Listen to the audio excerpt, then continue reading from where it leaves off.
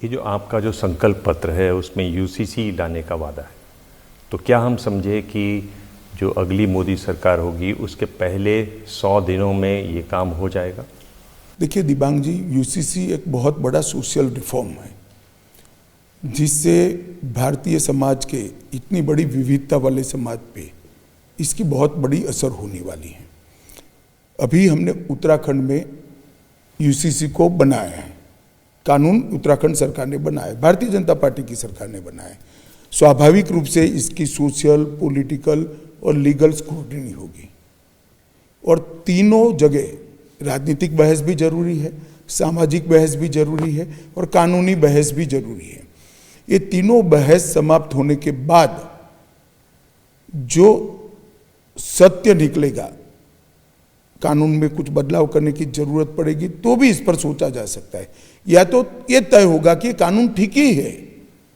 तो स्वाभाविक रूप से हम चाहते हैं कि देश भर में यूसीसी लागू हो, परंतु पहले कुछ राज्य सरकारों ने, अलग अलग सामाजिक संरचना वाली राज्य सरकारों ने अपने यहाँ करना चाहिए और उसके बाद पूरे देश में इसको करना चाहिए। परंतु हमने हमारे संकल्प पत्र में लक्ष्य रखा है कि पूरे देश में हम यूसीसी को लागू करने के लिए प्रयास करेंगे और ये 1950 से हम कह रहे हैं, क्योंकि हमारे संविधान निर्माताओं ने हम पर ये जिम्मेदारी डाली है। ये देश पंथ निरपेक्ष है, पंथ निरपेक्ष देश में धर्म के आधार पर कानून नहीं चला और जो यूसीसी का विरोध कर रहे हैं उनको भी मालूम नहीं है, उन्होंने मुस्लिम पर्सनल लॉ को भी आधा अधूरा किया है। क्रिमिनल लॉ में क्यों पर्सनल लॉ नहीं ले आए भाई? क्रिमिनल लॉ ने आपने करना पड़ेगा, तो चोरी करने वाले के हाथ काटने पड़ेंगे, बलात्कार करने वाले को पत्थर मार मार कर मार देना पड़ेगा। क्रिमिनल लॉ में नहीं लिया पर्सनल लॉ, सिर्फ सिविल लॉ में लिया, ये भी आधा अधूरा लिया है। अब समय आ गया है कि संविधान निर्माताओं के स्वप्न को पूरा किया जाए और यूसीसी लागू किया जाए। हमारी पार्टी इस पर कृतनिश्चयी है। मैं इसलिए पूछ रहा हूँ क्योंकि आपके बारे में कहा जाता है कि जो आपके दिमाग में बात समझ आ जाती फिर आप उसमें देर नहीं लगाते। 370 कश्मीर का उदाहरण सबने देखा। यूसीसी क्या 100 दिन में आप लागू कर देंगे? मैंने कहा ना, यूसीसी देर न लगाने का विषय नहीं है, पूर्ण बहस कर लागू करने का विषय है, क्योंकि पूरे देश ने इस कानून के तहत जीना है। इस पर तीनों प्रकार की कानूनी, राजनीतिक और सामाजिक तीनों प्रकार की बहस होनी चाहिए, जो हो रही है। आपको लगता है इसमें 100 दिन से ज्यादा का समय लगेगा? जितना लगेगा मुझे मालूम नहीं है, अभी तो कोर्ट में चैलेंज भी नहीं हुआ है। ये जो एक और बात अपने संकल्प पत्र में रखी है वो है वन नेशन वन इलेक्शन वाली बात। इस देश में जहां हर साल चुनाव होते हैं, क्या ये संभव हो पाएगा? इसकी राह क्या है? देखिए दिबांग जी, ये देश में यह 60 के दशक तक चला ही है। एक साथ ही चुनाव होते थे 60 के दशक तक। जब इंदिरा जी ने सामूहिक रूप से ऑपोजिशन की सरकारें तोड़ी तब ये टाइम टेबल थोड़ा मिसमैच हो गया और वहीं से शुरू हुआ है। अब कानून बनाकर इसको एक साथ करने की जरूरत है। 5 साल में जनता एक ही बार मैंडेट दे, 5 साल में पार्टियां एक ही बार जनता के पास जाए और फिर 5 साल जिसको मैंडेट मिलेगा वो सरकार चलाए। इसमें आपत्ति क्या है? इसमें क्या आपत्ति, किसी को क्या आपत्ति हो सकती है? नरेंद्र मोदी सरकार ने कमेटी बनाई थी श्री रामनाथ कोविंद जी की अध्यक्षता में, मैं भी उस कमेटी का मेंबर था।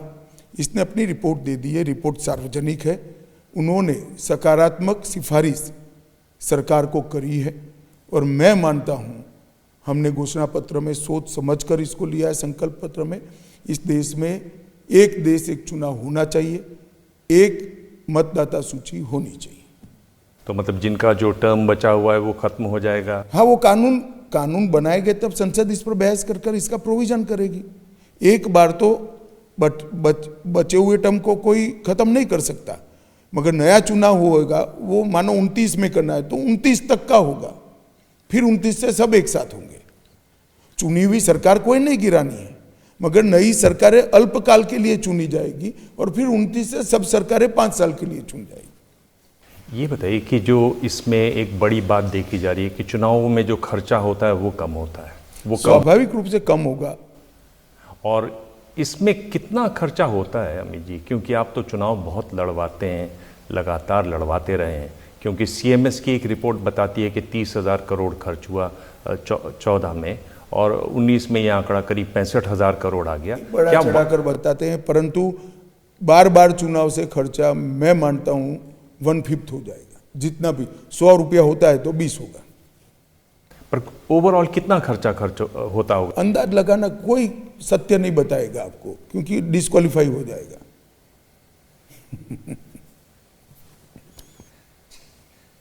एक इलेक्टोरल बॉन्ड की जो बात है जिसको सुप्रीम कोर्ट ने खारिज किया, गैर कानूनी बताया, आपको आश्चर्य हुआ सुप्रीम कोर्ट के फैसले पर? मैं ऐसी आशा नहीं करता था। उसमें ये एक जो बात निकल कर आई, जब जिस तरह से चंदा गया उसको देखने के बाद, कि बहुत सारी जांच एजेंसियों ने जब जांच शुरू की तो कंपनियों ने पैसे दिए, बीजेपी को दिए, 14 कंपनियों ने 4,000 करोड़ रुपए दिए। ये जो आंकड़े आ रहे हैं, इन पर आपको क्या कहना है? देखिए दिबांग जी, इलेक्टोरल बॉन्ड की व्यवस्था को ध्यान से समझना चाहिए। अब इलेक्टोरल बॉन्ड नहीं है, चलो चुनाव तो चल ही रहा है, खर्चा भी कम नहीं हुआ है, कैसे होता होगा मुझे बताइए तो, कैसे होता है? आप बताएंगे? अच्छा, 2 नंबर के नहीं, जो भी कर रहे हैं कैसे करते हैं? सब 2 नंबर का पैसा नहीं, और कोई रास्ता ही नहीं बचा। क्या रास्ता है? विकल्प दिए बगैर बॉन्ड का विकल्प बंद हो गया, कोई रास्ता ही नहीं है। कभी न कभी इस पर सुप्रीम कोर्ट ने भी पुनर्विचार करना पड़ेगा। आपको कहते हैं कि सुप्रीम कोर्ट को पुनर्विचार करना चाहिए? नहीं, मैं तो मेरा मंतव्य देता हूं, कभी न कभी इस पर करना पड़ेगा। जैसे ही घड़ी का काटा दोपहर 2:30 पे आए, बबीता जी का दिल सास बहू साजिश के लिए मचल जाए। और ये है इनकी बहू, पूरे दिन ऑफिस की टेंशन हो जाए गॉन जब ये करें अपना फेवरेट शो फ्री टाइम पे ऑन। इनकी तरह आप भी देखें अपना फेवरेट शो अपने टाइम पर और डाउनलोड कीजिए एबीपी लाइव ऐप अपने स्मार्ट टीवी पर।